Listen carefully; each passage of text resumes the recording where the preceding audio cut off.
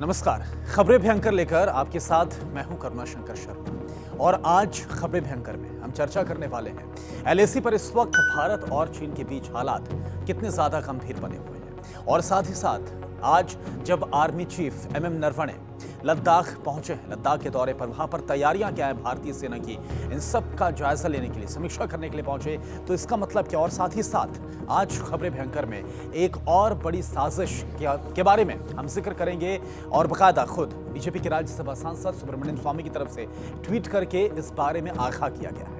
तो इन तमाम मसलों पर आज चर्चा करने वाले, लेकिन सबसे पहले बात करते हैं कि इस वक्त हालात कैसे एलएसी पर बने हुए हैं, कितने गंभीर हालात हैं। जैसा कि आपको पता है कि मई से ही हालात, जब से चीन की तरफ से घुसपैठ की गई है, घुसपैठ की कोशिश चीन की तरफ से की गई, उसके बाद से ही भारत और चीन के बीच में तनाव जो है वो धीरे धीरे करके चरम पर पहुंचता चला गया। इसके बाद गलवान घाटी का जो पूरा घटनाक्रम सामने आया, जहां पर भारतीय शूरवीरों ने अपना पराक्रम दिखाया और जो चीनी सैनिक हैं उनको खदेड़ने के लिए मजबूर कर दिया, उनको पीछे हटने के लिए मजबूर कर दिया और कई चीनी सैनिकों की लाशें भी बिछा दी।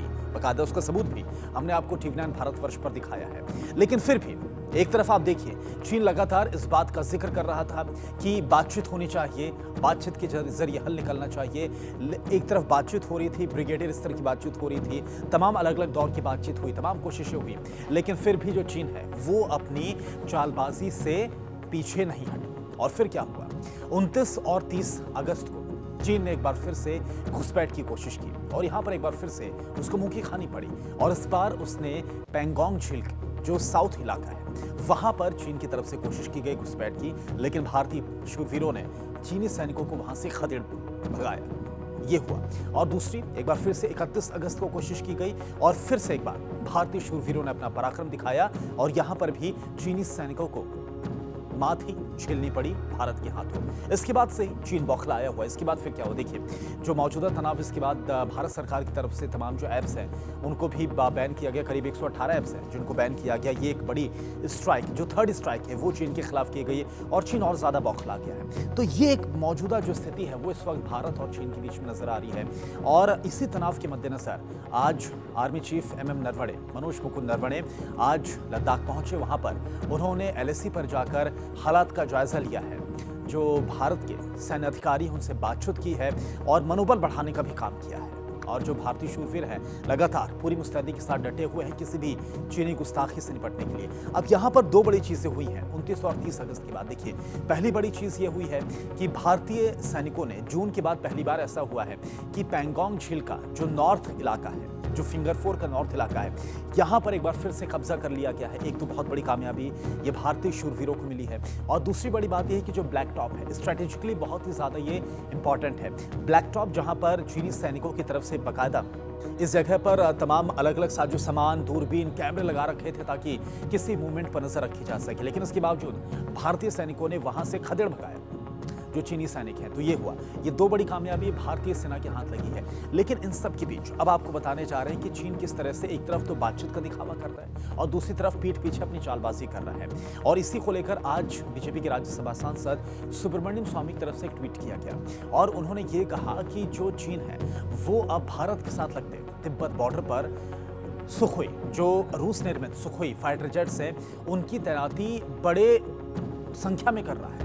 और इसके पहले ही जैसा हमने आपको बताया भी था टीवी9 भारतवर्ष पर कि किस तरह से लद्दाख से सबसे नजदीक जो चीन का फॉरवर्ड एयरबेस है, जो होटान एयरबेस है, वहां पर चीन ने अपने J-20 चेंगडू फाइटर जेट्स को पहले तैनात कर दिया। और J-20 वो फाइटर जेट्स हैं जिनके बारे में चीन ये क्लेम करता है कि ये 5th जनरेशन के फाइटर जेट्स हैं। हालांकि पूरी दुनिया जानती है कि चीन कहता जो है उस पर पूरी तरह से विश्वास कर भी नहीं सकते हैं।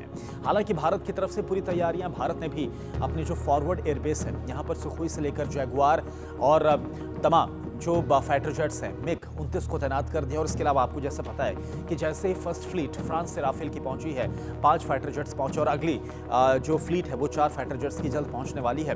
तो अभी जो फर्स्ट फ्लीट पहुंची है वो भी किसी भी एक्शन के बाद अगर कुछ भी होता है, कोई भी हलचल होती है चीन की तरफ से, तो इसका मुंहतोड़ जवाब देने के लिए भारत की जो फर्स्ट फ्लीट है ये भी तैयार है। लेकिन इन सब के बीच आप जरा इस बात को समझिए, किस तरह से भी एक और बात निकलकर सामने आई थी, जो कि चीन का माउथपीस है, जो ग्लोबल टाइम्स उसकी तरफ से दिखाया गया था, और तमाम जो प्रोपेगेंडा वीडियोस हैं वो लगातार दिखाए जा रहे हैं। जो तिब्बत का जो पठारी इलाका है वहां पर चीन की तरफ से दिन रात वॉर एक्सरसाइज की जा रही। तो एक तो ये देखिए खबर, एक तो ये कि चीन अपनी तरफ से सुखोई विमानों की तैनाती एकदम बॉर्डर के पास कर रहा है और बड़ी संख्या में इसको किया जा रहा है, जिसको लेकर ट्वीट सुब्रमण्यम स्वामी की तरफ से किया गया। दूसरी बात ये कि वॉर एक्सरसाइज काफी ज्यादा तेज कर दी गई है। तीसरी बात ये कि होटान एयरबेस पर J-20 विमानों की तैनाती कर दी गई है और लगातार जो मूवमेंट है वो चीन की तरफ से बढ़ाई जा रही, मोर्चाबंदी को बढ़ाया जा रहा है। तो कुल मिलाकर इंडिकेशन चीन की तरफ से यही दे दिया गया है कि कभी भी कुछ भी बड़ा अब हो सकता है, और यही वजह है कि भारत ने चीन को करारा जवाब देने के लिए अपनी जो पॉलिसी उसको और भी ज़्यादा एग्रेसिव कर लिया है। और अगर चीन की तरफ से अगर थोड़ी सी भी हरकत की जाती है तो चीन को ऐसा जवाब मिलेगा जो गलवान घाटी से भी ज़्यादा उसके लिए नुकसानदेह साबित होगा। इसी के साथ आज के इस खबरें भयंकर में इतना ही। नमस्कार।